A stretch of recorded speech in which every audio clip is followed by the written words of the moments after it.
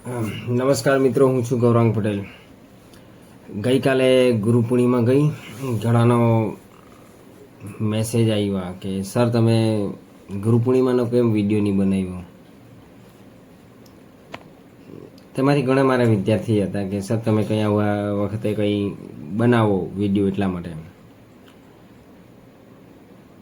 ને ઘણાએ મને કીધું કે હેપી ગુરુ પૂર્ણિમા સર.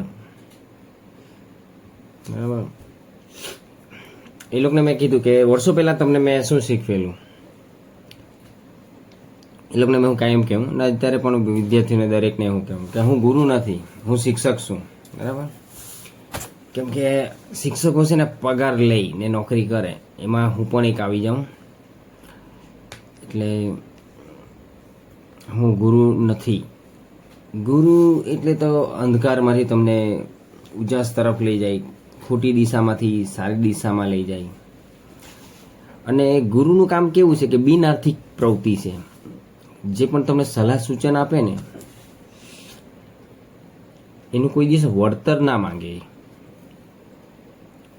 કોઈ પણ સારા માર્ગ તમને બતાવે, સારી દિશા બતાવે, તમને સલાહ સૂચન એકદમ સારા આપે, તમારું જીવન ધન્ય થઈ જાય એના માર્ગ પર તમે ચાલો તો.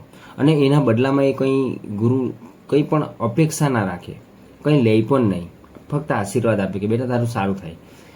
એ ગુરુ કહેવાય. બરાબર. અને જીવનમાં જો આવા ગુરુ મળે તો બનાવજો ગુરુ. પેલું કહેવાય ને કે ગુરુનો નંગ બનાવાય પણ નંગને ગુરુ ના બનાવાય. અત્યારની જનરેશન ગુરુનું અર્થ બહુ ખોટું અર્થઘટન કરે છે. બરાબર. કે ગમે એને ગુરુ બનાવી દે. એટલે અત્યારે તમે કેસીસ જોજો, બધા ધર્મગુરુઓ જાત જાતના. હું કોઈને ટાર્ગેટ નથી કરતો, પણ દરેક સમાજમાં થોડા ઘણા હોય એવા કે જેના કારણે બધા બદનામ થાય. બરાબર. દરેક જગ્યાએ હોય, કોઈ પણ વ્યક્તિ, સમાજ, ધર્મ, પ્રદેશ, બધી જગ્યા હોય. બરાબર. અમુક જગ્યાએ તો આવું હોય. એટલે કહેવાનો મિનિંગ કે ગુરુ સારા વ્યક્તિને બનાવે, એનું તમારે ખાસ ધ્યાન રાખવું. પેલા ને પછી ઘણા કેવું કે ઘંટ ગુરુને તમે ગુરુ બનાવો એટલે તમારું જીવન એવું જ જાય. બરાબર. એટલે ઘણા વિદ્યાર્થીઓ મને ગુરુ પૂર્ણિમાની વિશ કરી. બરાબર. આભાર તમારો. પણ સત્ય છે કે હું ગુરુ નથી અને ગુરુ વિના જ્ઞાન નહીં. બરાબર. અમે જ્ઞાન આપીએ છીએ પણ એનો પગાર લઈએ છીએ. એટલે હું ગુરુમાં નથી આવતો બેટા. એમ તો ઘણાને હું રિપ્લાય આપ્યા જ છે, છતાં પણ મને વિડીયો બનાવવાનો આજે વિચાર આવ્યો હમણાં કે ચાલની કે ઘણા દિવસથી બનાવીએ. એટલા માટે ખાસ કે ગુરુનું તો બહુ જીવન, ગુરુનું જીવન કેવું હોય. અગરબત્તીને જોઈ છે, અગરબત્તીને તમે, અગરબત્તી પોતે બળી જાય અને તમને આખા ઘરમાં સુગંધ આપે. ગુરુ આવા હોય, એનું જીવન આખું તમારી પાછળ વ્યર્થ કરી દે, તમને એક સારું જીવન આપવા માટે, સારી દિશા આપવા માટે પોતાનું જીવન જતું રહે. અત્યારના ગુરુ કેવા લોભ લાલચથી લઈને તમારી પાસે જે પણ હોય આ તે શોષણ કરે, બધું જ અમે અંદર આવી જાય.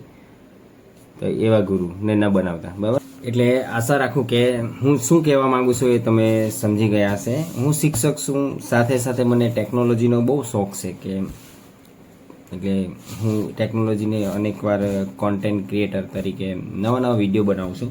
નવી ટેકનોલોજીનો ઉપયોગ કરીને નવા વિડીયોને કઈ રીતે ક્રિએટ થાય એનું બનાવું છું. બરાબર. તમે જોયા હશે ઘણા સેડ સ્ટેટસ હોય, લવ સ્ટોરીના હોય. ઘણાને એમ થતું કે આ માસ્તર પ્રેમમાં પડ્યો કે એવું નથી. હું મત એન્જોય માટે, મતલબ ટેકનોલોજીનો ચાહક છું એટલા માટે બનાવું છું. અને ઘણા મારી પાસે શીખે છે, ઘણા સ્ટુડન્ટો. એટલા માટે એમના માટે હું આ વિડીયો ક્રિએટ કરું છું અને મૂકું છું. પછી એ છોકરાઓ કહે કે સર મારે આ રીતના વિડીયો બનાવવાનો છે, કઈ રીતે? તો હું એને એ રીતનું માર્ગદર્શન આપું છું. અને તમે જાણો છો આજકાલ બધા ફેસબુક ને ઇન્સ્ટાગ્રામ ને યુટ્યુબ દ્વારા કમાણી કરે છે ને. એવા મારી પાસે ઘણા સ્ટુડન્ટ છે, મારા ભૂતપૂર્વ વિદ્યાર્થીઓ, જે મને મારી સાથે જોડાયેલા છે, મારી સાથે શીખે છે. અને એ લોકો પોતાનું ગુજરાન માપનો ખર્ચો નીકળે એટલું તો એ લોકો અર્નિંગ કરે જ છે. બરાબર. એટલે એના માટે છે. એટલે હું આવો માણસ છું, હું ગુરુ નથી. સમજી લેજો ખાસ. તો આશા રાખું હું જે કહેવા માગું છું એ તમે સમજી ગયા હશો. બરાબર. તો આવા જ વિડીયો સાથે મળતા રહેશું. ધન્યવાદ. વંદે માતરમ. જય હિન્દ.